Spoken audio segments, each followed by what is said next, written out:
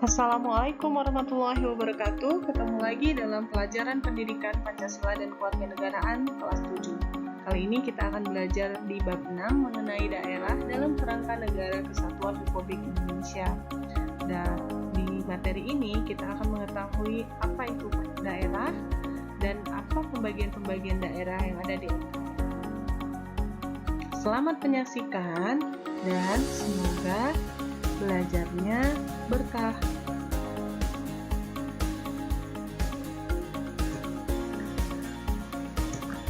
Pertama, kita harus mengetahui apa sih pengertian daerah. Daerah adalah kesatuan masyarakat hukum yang mempunyai batas-batas wilayah yang berwenang mengatur dan mengurus urusan pemerintahan dan kepentingan masyarakat setempat menurut bahasa sendiri berdasarkan aspirasi masyarakat. Nah, kalau di Indonesia, contohnya ada Provinsi Sumatera Utara, kemudian di bawahnya ada Kota Medan, Kota Deli Serdang, Kabupaten Deli Serdang, ada daerah seperti Langkat dan lain-lain. Juga misalnya di Kalimantan itu terbagi lagi provinsi-provinsinya ya. Kalimantan Selatan, Kalimantan Barat, Kalimantan Utara, terus kota-kotanya lagi.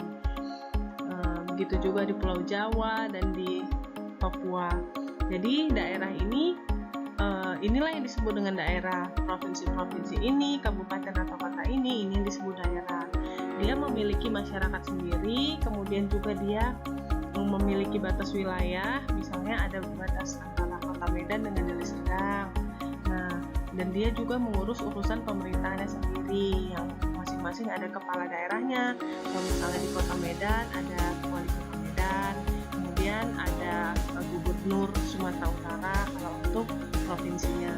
Jadi itulah yang disebut dengan daerah. Namun daerah-daerah ini bernaung di dalam sebuah kerangka Negara Kesatuan Republik Indonesia, tidak terpisah dan tidak terpecah. Ini yang disebut dengan daerah dalam NKRI.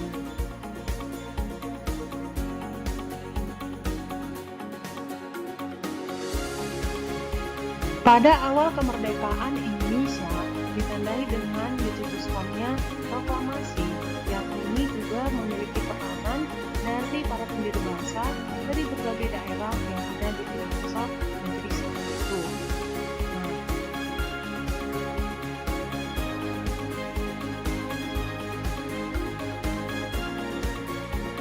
Proklamasi kemerdekaan bagi bangsa Indonesia memiliki makna dari berbagai aspek. Antara lain, aspek hukum. Proklamasi merupakan keputusan politik tertinggi bangsa Indonesia untuk menghapuskan hukum kolonial dan diganti dengan hukum nasional.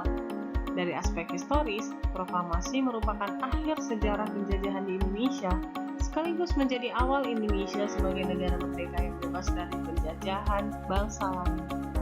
Secara aspek sosiologis, proklamasi memberikan rasa bebas dan merdeka dari belenggu penjajahan. Dari aspek kultural, proklamasi membangun peradaban baru dari bangsa yang digolongkan pribumi. Atau pada masa penjajahan Belanda, menjadi bangsa yang mengakui persamaan harkat, derajat, dan martabat manusia. Dari aspek politis, proklamasi menyatakan bahwa bangsa Indonesia sebagai bangsa yang berdaulat dan mempunyai kedudukan sejajar dengan bangsa lain di dunia. Dan dari aspek spiritual, proklamasi merupakan berkat rahmat Tuhan yang Maha Esa yang meridhoi perjuangan rakyat Indonesia melawan penjajah.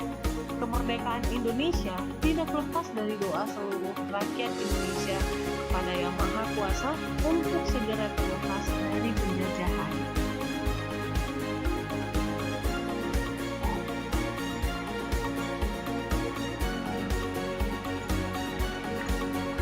Nah, seluruh daerah di Indonesia memiliki peran penting dalam perjuangan merebut dan mempertahankan kemerdekaan negara Republik Indonesia dan dalam mengisi kemerdekaan untuk mewujudkan cita-cita nasional. Kesadaran akan arti penting daerah dalam perjuangan kemerdekaan memiliki makna bagi pelaksanaan otonomi daerah yang bertanggung jawab dalam kerangka Negara Kesatuan Republik Indonesia.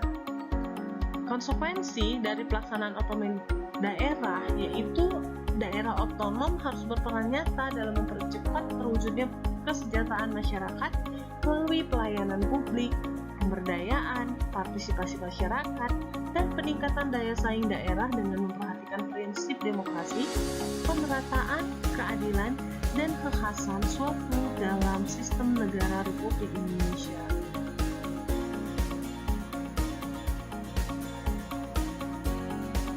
Kita lihat bagaimana daerah dalam Negara Kesatuan Republik Indonesia.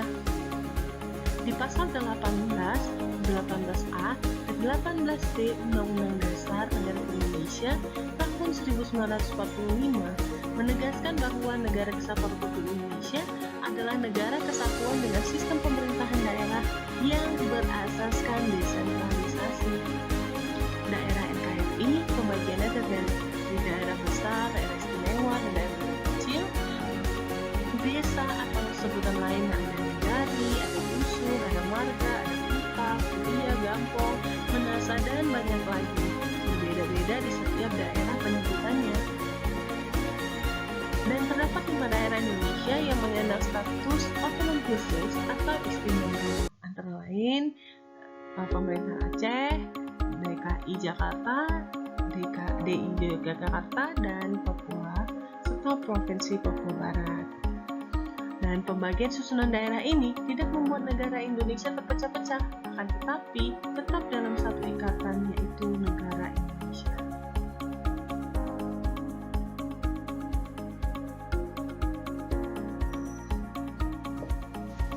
Apa itu desentralisasi?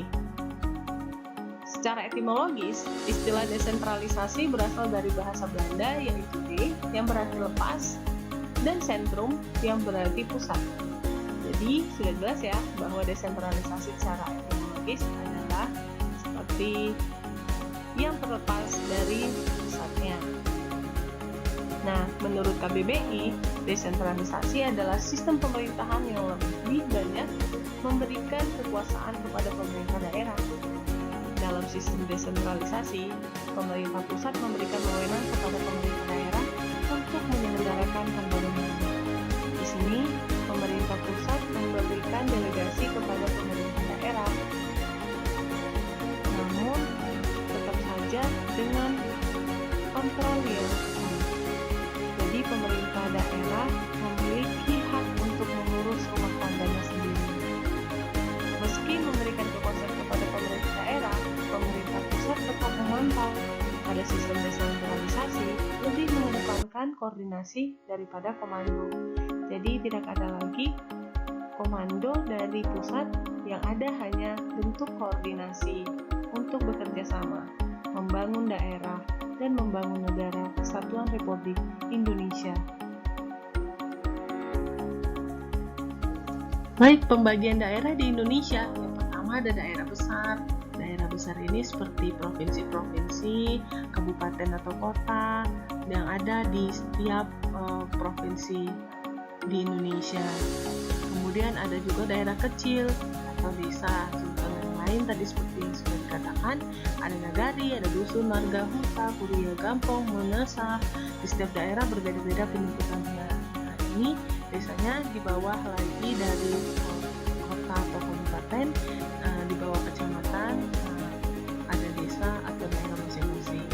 Dan yang terakhir adalah daerah istimewa. Daerah istimewa ini seperti ada daerah di Jakarta, daerah keistimewaan ibu kota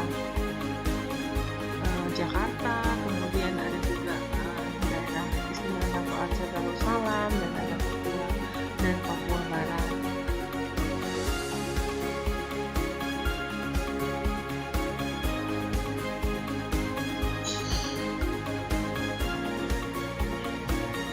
MPR menyatakan ada 7 prinsip yang menjadi paradigma dan arah politik yang mendasari pasal-pasal 18, 81, dan 18B, yaitu antara lain prinsip daerah mengatur dan mengurus sendiri urusan pemerintah menurut asas otonomi dan tugas pembantuan, prinsip menjalankan otonomi seluas-luasnya, prinsip kekhususan dan keragaman daerah, prinsip mengakui dan menghormati kesatuan masyarakat hukum adat beserta hak-hak tradisionalnya, prinsip mengakui dan menghormati pemerintahan daerah yang bersifat khusus dan istimewa, prinsip badan perwakilan dipilih langsung dalam suatu pemilihan umum, dan prinsip hubungan pusat dan daerah dilaksanakan secara selaras dan adil.